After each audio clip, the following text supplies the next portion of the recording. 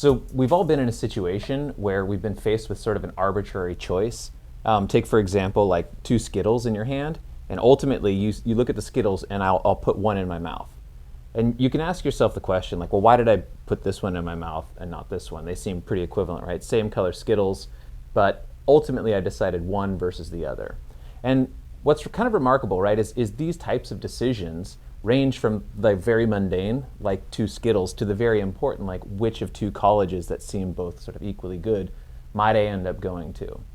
And these types of situations seem seamless for most of us, but in certain situations, certain psychological disorders, situations we find ourselves in, it becomes really difficult to ultimately make these decisions, and we may become paralyzed by them.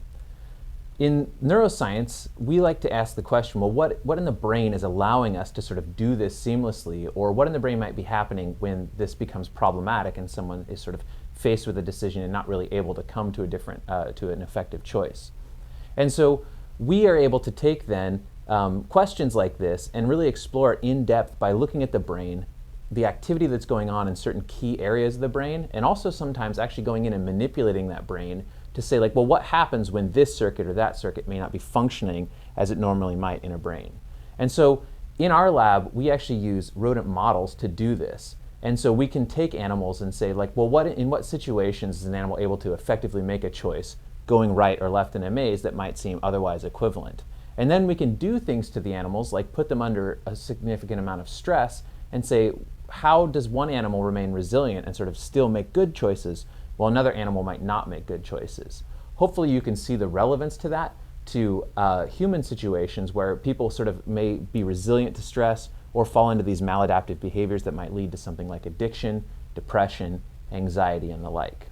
And so you may ask, well, how do you do this in a lab setting with animals? And I actually brought an actual example of something that a student built. So here you can see that there's this ramp. And an animal is faced with a choice.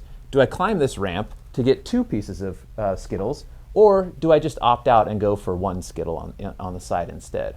And so by looking at these different types of choices that we can put rodents under and then manipulate the brain, we can hopefully get closer to understanding why someone might make a good choice in a certain situation like under stress versus why they might make a bad choice.